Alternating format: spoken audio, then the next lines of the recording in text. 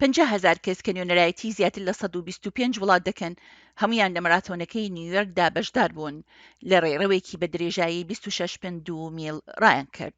هەر یەکێکیشیان چیرۆکی خۆیان هەیە، وەک مەریەمی تەمەن 44 ساڵ کە پارێزەری کۆمپانیایەکە و خەڵکی سان فرانسیسکۆیە. لێمان پرسی تۆ بۆچی وەک دەرمان مامەڵە لەگەڵ ڕاکردن دەکەیت؟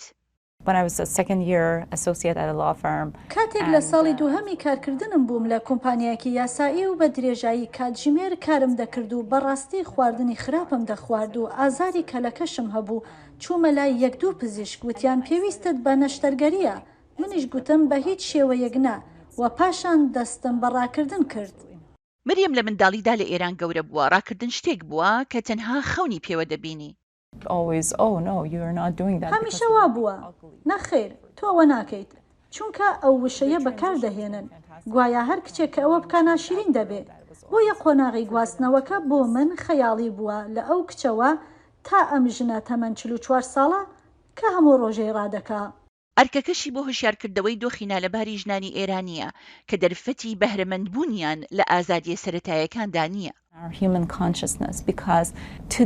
ئەمە پرسێکی مافی مرۆڤە دەبێ خەمێکی گشتی بێت لەسەر هۆشی مرۆڤایەتیمان چونکە تا ئەمڕۆ 253 کەس گیانیان لەدەستداوە کە زۆربەیان ژن و منداڵن. ئەمڕۆ مریەم 11هەمین ماراسۆنی تەواو کرد. بە بزاندنی ئەو هێڵە کۆتاییە بە شانازیەوە ئاڵایەک لەبەر دەکات کە دیزاینی کردووە، پەیامێک بۆ زێدی خۆی لە ئێران هەڵگرتووە و فۆرمی ناڕەزایەتی خۆیەتی. لێمان لپرسی ئایا ئەمە چی هیوایەکت پێدەبەخشێت؟ هەموو ڕۆژێک ئەگەر بە باشترین نیازی خۆتەوە بچیتە دەرەوە و باشترین هەوڵەکانت بخەیتە گڕەوە شتەکان دەگۆڕدرێن. بۆ راپۆرتی لینسی دەیڤس، شایان پاشا، دەنی ئەمریکا، واشنگتن.